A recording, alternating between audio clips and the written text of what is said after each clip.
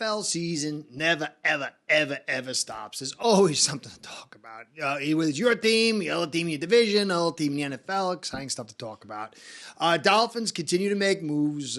Stories arise around the AFC East. It's really, football is so amazing how it can just entertain you 24/7, 365. So today I want to get into the Wilson restructure, along with the other ones, tying that into it. Berrios being resigned.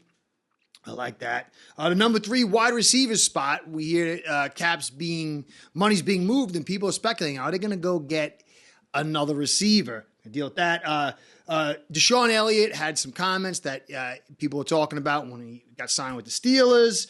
Phillips looking so good as far as his return. I'm pulling for this guy in all sorts of ways. Jets, they made some signings, and that can actually end up maybe helping us out if they do, the Jets do, which is probably screw things up, but you never know. Talk about Graham Bart, maybe a guy that we're looking at. And then Hill had a little bit of an issue. So that's going to be the whole gist of today's stuff. I'm going to get into it fast and furious and go through it pretty quickly, but there's some really good stuff here. So, guys, I'm going to be doing a live on Friday night. I got a bunch of you guys, some new guys coming on. Maybe some gals want to come on through. Anybody, contact me at Curtis at aceperhead.com, and you can come on the show. I'll give you the link.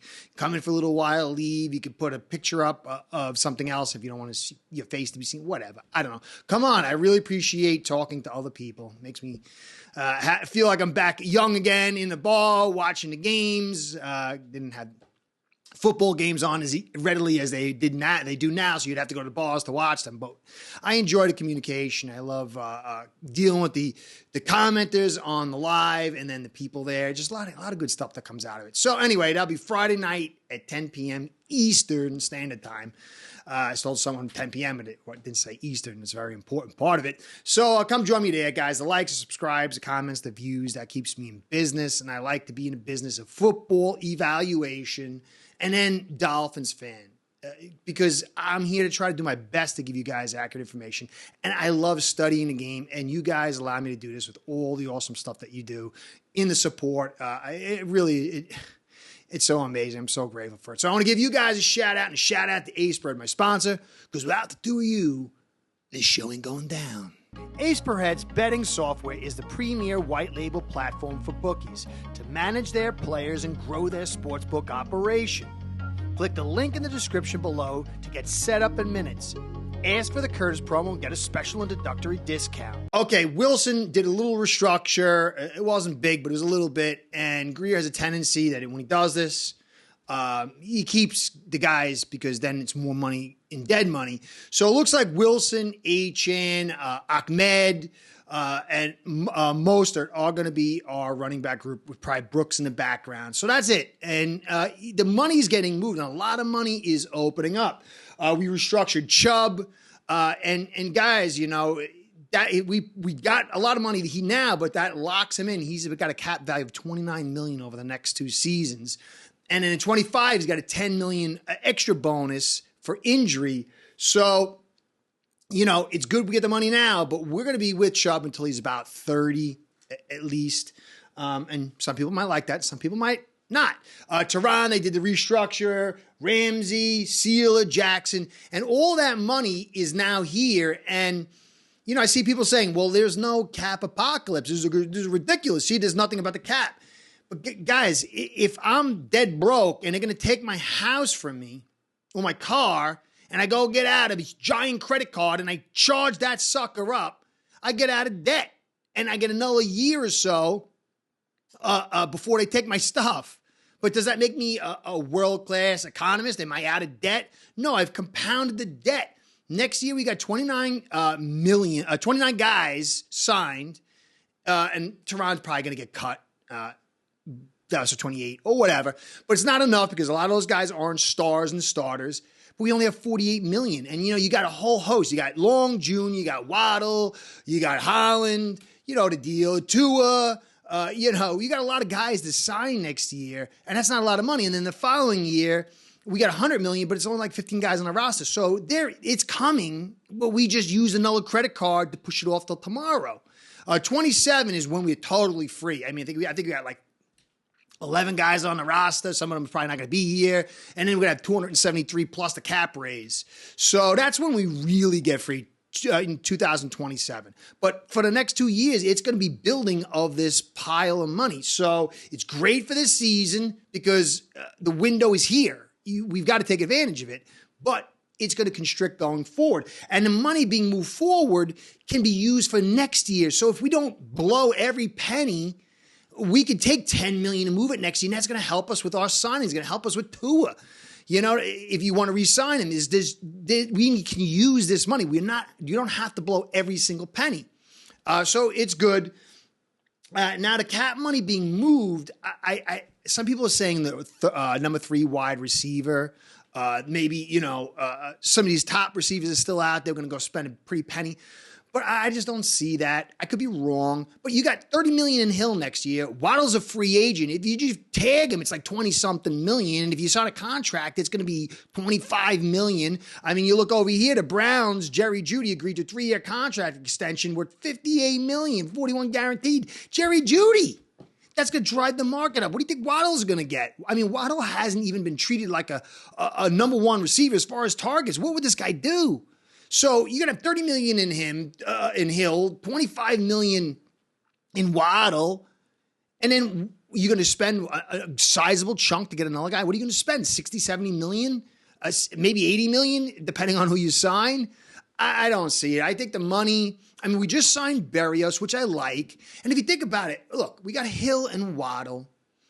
You got Jonnu Smith, who's going to take away some of those jet sweeps and those hard runs that we've been giving these like little guys, super talented guys. Don't let them get those hits. They're on the perimeter. They're going to create a whole route tree. It's going to be different with Jonnu in there. Jonnu can kind of take some of that third wide receiver stuff. And then Berrios, I like what Berrios could do. I don't feel like he really got in sync. It was early on, but then it was out. He got injured. And then you got EZ. We spent a solid pick on this guy, 4th-round pick. We skipped Zach Tom to get him here. And so we got to make hay with this guy. You got EZ, Berrios, Jonnu, Hill, and Waddle. It's the game of football is more than just receivers. So maybe we go get another expensive receiver. But I don't know. I don't think we need it. I mean, just understand, those pocket posts we love to run with Hill and Waddle, you're going to get Jonnu in there. And he's going to be able to take those hits. And then you're going to get other plays. You might not need that stellar third wide receiver. So I don't know. But I really like the Berrios signing. I think this guy could play. He can help us in a lot of ways. Hunter Renfrow, maybe for a cheap deal, would be real nice.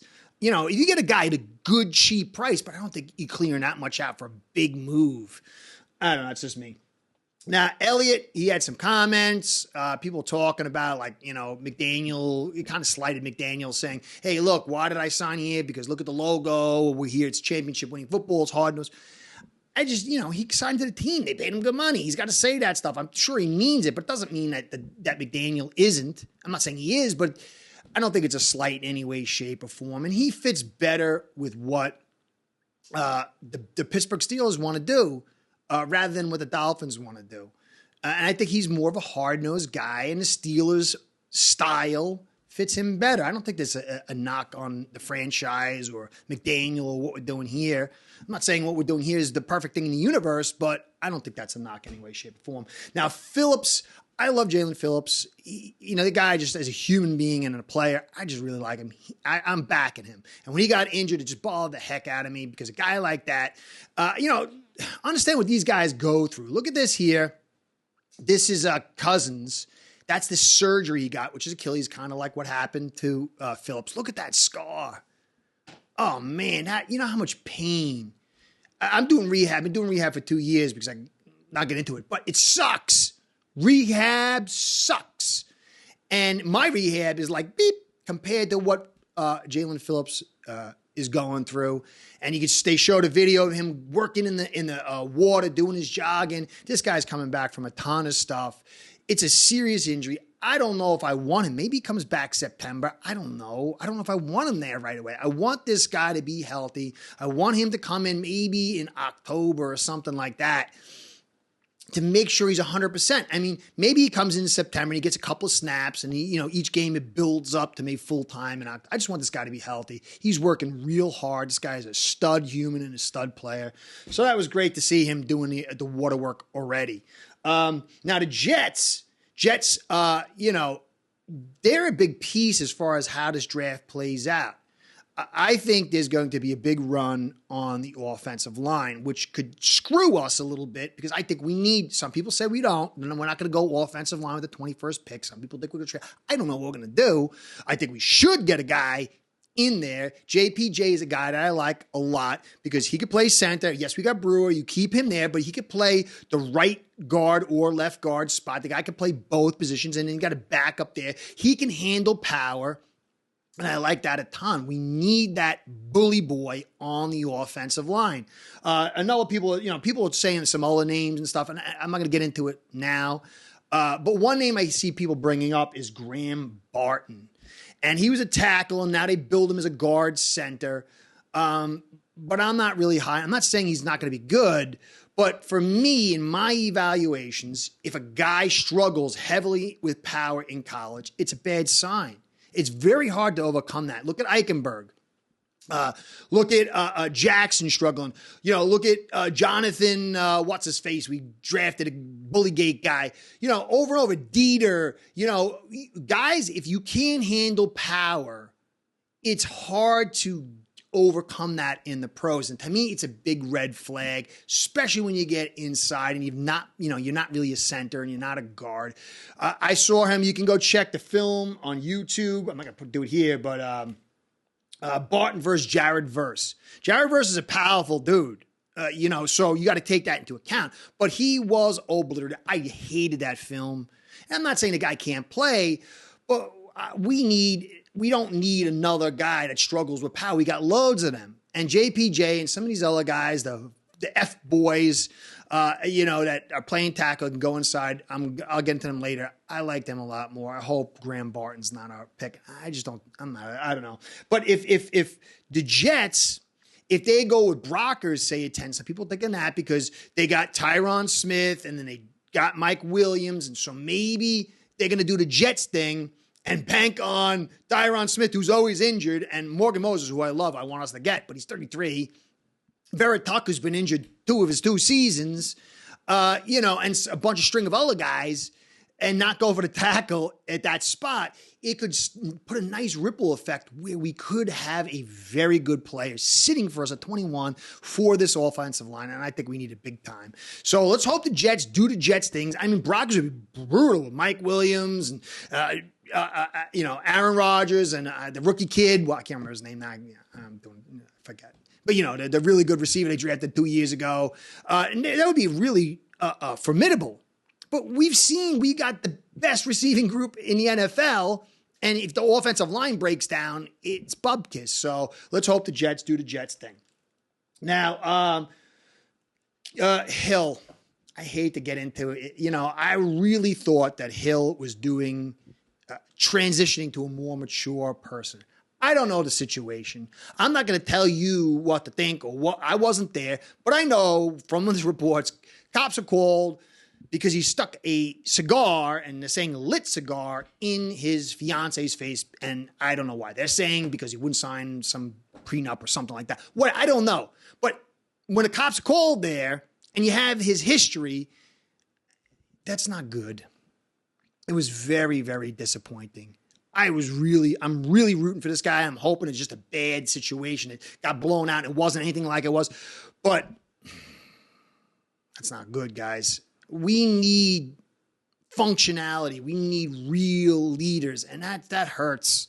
I hope it's not true. I don't know what the deal is, but that long history, it just got to die. He had the other thing that was, there was a brouhaha, broke up, and he walked away, and I was so proud of him. I was so happy. Then you got this. It just seems the fires keep getting hotter and hotter, and I just pray for him and his family and for our team that it just gets away from this. It's just a waste. There's just, life is so much more and better than that. You don't need to do any of that stuff. So that was a downside on that.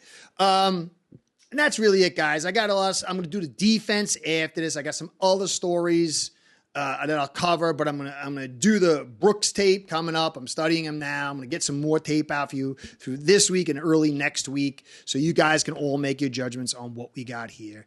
I like the direction. There's a lot to like, but the interior, the physicality. I was talking to somebody in an ex-Twitter thing, and he's like, guard and D linemen are not key positions. I'm like, when did this happen?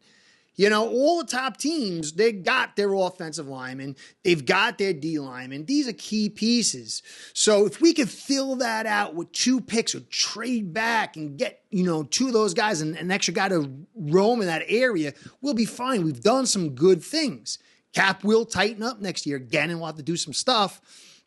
But if we don't get the physicality, it's not going to go, I don't think, the way we want. But plenty of time. Let's hope this draft goes our way. Anyway, guys, thanks for all you do. Curtis, catch you next time. Be well. Go Phins. Start building your own online sports book today by getting signed up with aceperhead.com service that'll allow you to book action on sports from all around the world.